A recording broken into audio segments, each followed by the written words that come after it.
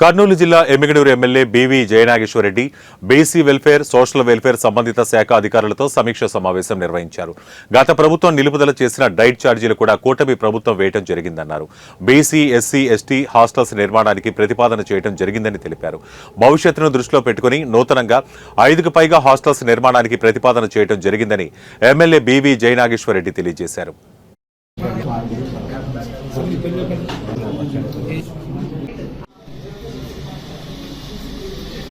ఇటు BC welfare అదేవిధంగా social welfare departments ఒక రివ్యూ చేసుకోవడం జరిగింది.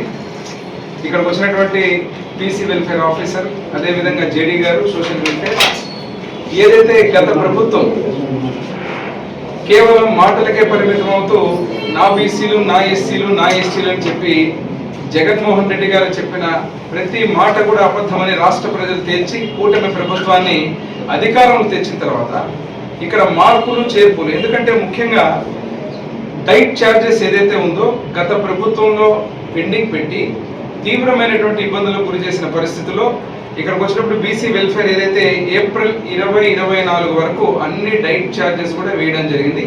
అంతేకాకుండా ఎస్సీ వెల్ఫేర్లో కూడా జనవరి 2024 వరకు కూడా ఉన్నటువంటి డైట్ ఛార్జెస్ పెండింగ్ ఉన్నా కూడా వేయడం జరిగింది.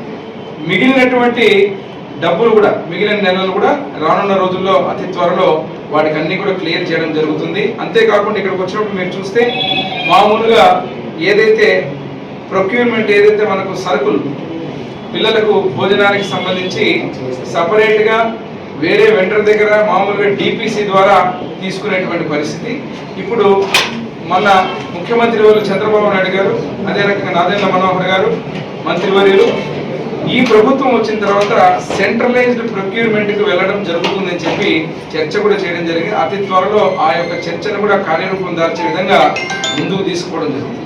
దీంట్లో భాగంగా ముఖ్యంగా ఎమ్మిగనూరులో మీరు చూస్తే గతంలో కీర్తిశేషులు నా తండ్రి బీవీ మోహన్ రెడ్డి గారు ఉన్న రోజున ఎక్కడైతే బీసీ హాస్టల్స్ కానీ ఎస్సీ హాస్టల్స్ కానీ బ్రహ్మాండంగా ఒక మంచి ఇన్ఫ్రాస్ట్రక్చర్తో 2 ఎకరాలు మనకు ఉన్నటువంటి కుర్ని కళ్యాణ మండపం పక్కన అదేవిధంగా ఎన్టీఆర్ నగర్లో ఉన్నటువంటి ఏరియాస్లో బ్రహ్మాండంగా బిల్డింగ్స్ ఇన్ఫ్రాస్ట్రక్చర్ ఆ రోజు కట్టినటువంటి పరిస్థితి తెలుగుదేశం ప్రభుత్వంలోనే. మళ్ళీ దాని తర్వాత ఈరోజు ఎమ్మిగనూరు నియోజకవర్గంలో మొత్తం కూడా విద్యార్థులు ఎవరైతే ఉన్నారో మంచి